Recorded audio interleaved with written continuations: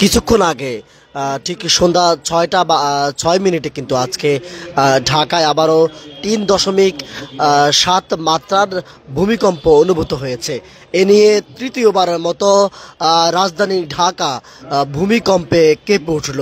রাজধানী ঢাকার অদূরে গতকাল শুক্রবার নরসিংদীর মাধবদীতে গোড়াশালে আমরা যতটুকু জেনেছি ৫.৭ মাত্রার ভূমিকম্প অনুভূত হয়েছে। ঠিক সেই ভূমিকম্পে পুরো ঢাকা শহর কেঁপে উঠেছিল এবং ঢাকা শহরে যে অবকাঠামোগত বিষয় আছে, বেশ কিছু ভবন আমরা দেখেছি সেগুলো হেলে পড়েছে, বিভিন্ন জায়গায় নানানবিধ সংকট সৃষ্টি হয়েছে, প্রায় ১০ জন মানুষ মারা গিয়েছেন। ঠিক তার ২৪ ঘন্টা ব্যবধানের মধ্যেই কিন্তু আমরা আবার দেখেছি আজকেও নরসিংদীর পলাশে ঠিক সকাল ১০টা ৩৬ মিনিটে ঠিক একই মাত্রার আমরা দেখি যে ৩.৩ মাত্রার একটি ভূমিকম্প অনুভূত হয়েছিল। ঠিক আজকেও ঠিক সন্ধ্যা ৬টা ৬ মিনিটে একটি ভূমিকম্প অনুভূত হয়।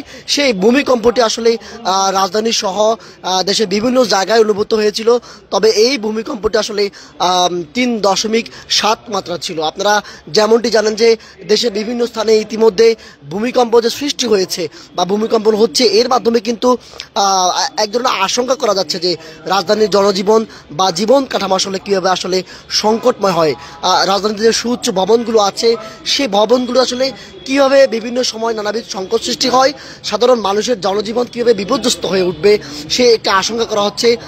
আমরা দেখেছি গতকাল পরিবেশ উপদেষ্টা কথা বলেছেন, বিভিন্ন রাজনীতিবিদ এবং বিভিন্ন যারা ব্যবসায়ী আছেন যারা বলছেন যে রাজধানীতে যেই পরিমাণ আসলে ভবনগুলো নির্মাণ হয়েছে উঁচু নিচু, সেগুলো একেবারে মজবুত নয়।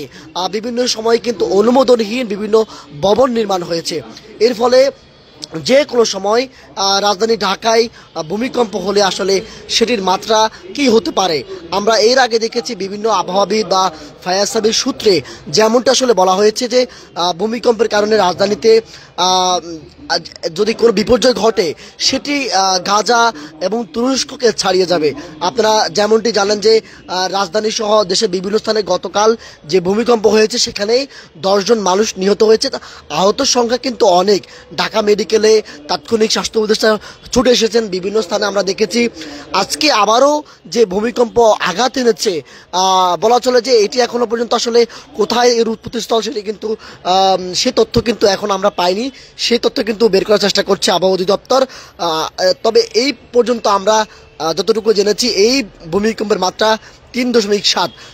আজকে বিএনপির সিনিয়র যুগ্ম মহাসচিব রুহুল কবির রিজভী আহমেদ আজকে গণমাধ্যমকে বলেছেন ঢাকা শহরে অনুমোদনহীন বেশ কিছু যে ভবন নির্মাণ হয়েছে, যে ভবন নির্মাণের কারণে কিন্তু রাজধানীর জনজীবন বেশ প্রভাব পড়বে। যেভাবে আসলে রাজধানীর ঘনবসতিপূর্ণ অঞ্চল সৃষ্টি হয়েছে, বিভিন্ন জায়গায় ঘনবসতির সৃষ্টি হয়েছে, এই ঘনবসতির কারণে যদি একবার কোনোভাবে ভূমিকম্প হয় তাহলে কি হতে পারে।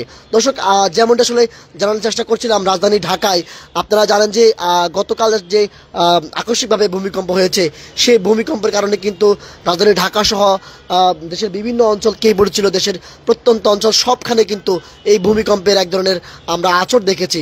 আমরা যদি আপনাদেরকে তথ্য জানাতে চাই, গতকাল ঢাকার যে সুউচ্চ ভবনগুলো রয়েছে সেই সুউচ্চ ভবনের যারা বাসিন্দা রয়েছেন তারা আমাদেরকে যেমনটি জানিয়েছেন যে রাজধানী ঢাকার এক প্রান্ত এই ভবনগুলো যে বাসার যে আসবাবপত্রগুলো রয়েছে, বিশেষ করে ফ্যানগুলো এক জায়গা থেকে অন্য জায়গায় সেগুলো হচ্ছে দোল খেয়েছে।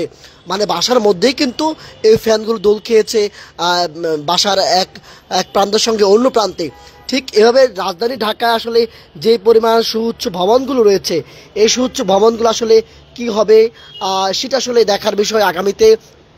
যদিও ইতিমধ্যে সরকার কাজ করেছে, সরকার অনুমোদনহীন বিভিন্ন ভবন নির্মাণ সেগুলোকে নজরদারির আওতায় এনেছে, ব্যবস্থা নিচ্ছে, কিন্তু প্রশ্ন হচ্ছে যে যেসব ভবন আসলে ইতিমধ্যেই ঢাকায় বহুতল ভবন নির্মাণ হয়েছে, সেসব বহুতল ভবন আসলে যদি একবার ভূকম্পন হয় তাহলে কি হতে পারে সেটি নিয়ে কিন্তু প্রশ্ন উঠছে। দর্শক, আমরা যেমনটি জানাচ্ছিলাম যে কিছুক্ষণ আগে ঠিক সন্ধ্যা 6:06 ঢাকায় আবারও তৃতীয়বারের মতো ভূকম্পন অনুভূত হয়েছে। এই ভূকম্পনের কারণে কিন্তু আমরা দেখেছি এই নিয়ে 3বার ঢাকায় ভূমিকম্প অনুভূত হয়েছে।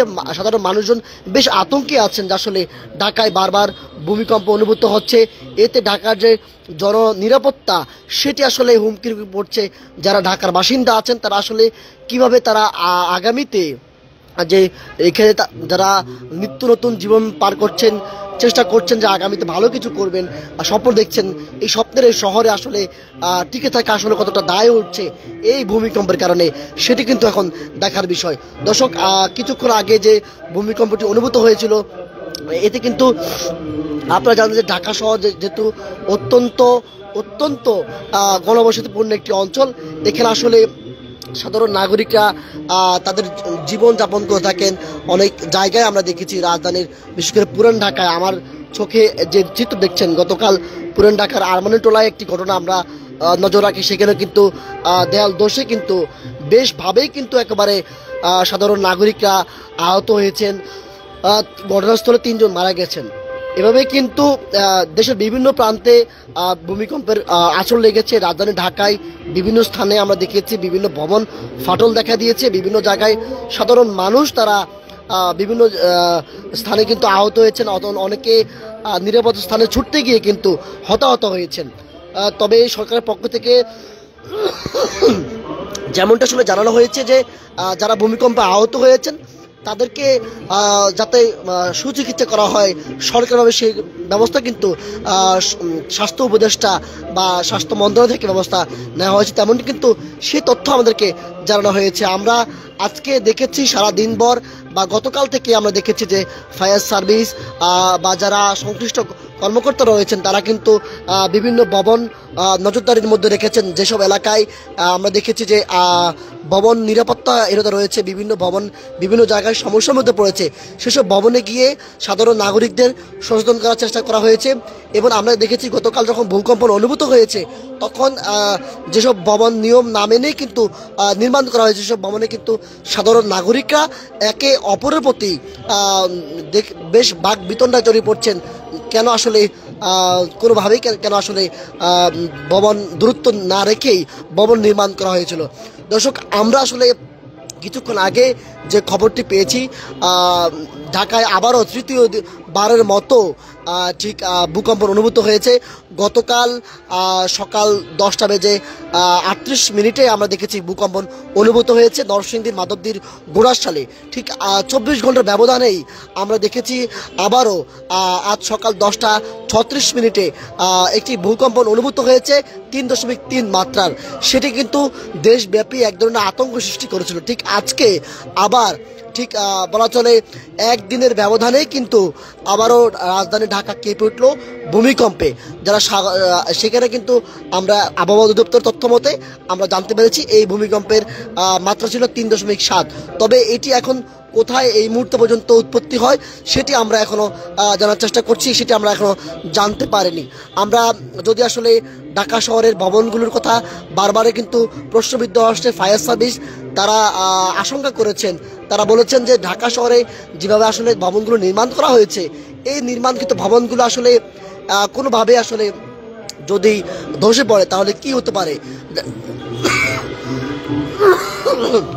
ঢাকা শহরের জনজীবন বেশ বিপর্যস্ত হবে এবং এই যে ঢাকার যে অনিয়ন্ত্রিত ব্যবস্থা সেটি আসলে কেন এমন হয়েছে, দীর্ঘদিন যাবৎ কেন ব্যবস্থা না হয়নি সেজন্য কিন্তু রাজনৈতিকভাবে এবং সামাজিকভাবে কিন্তু এর প্রতি এক ধরনের আশঙ্কা করা হচ্ছে যে যদি দ্রুতভাবে আসলে ব্যবস্থা না করা হয় তাহলে আগামী দিনে বা এখন যেভাবে আসলে ভূমিকম্প হচ্ছে, ভূমিকম্প হওয়ার পরে শুধুমাত্র ঢাকার বাইরে, ঢাকা নয় ঢাকার আশপাশের এই এলাকায় যখন এই ভূমিকম্পগুলো হয়েছে তখনই কিন্তু সাধারণ নাগরিকরা বেশ আতঙ্কের মধ্যে পড়েছিলেন এবং বেশ আমরা দেখেছি নাগরিকরা ছোটাছুটি করেছিলেন, একখান থেকে অন্য খানতে ছোটাছুটি করতে গিয়ে অনেকেই আহত হয়েছেন।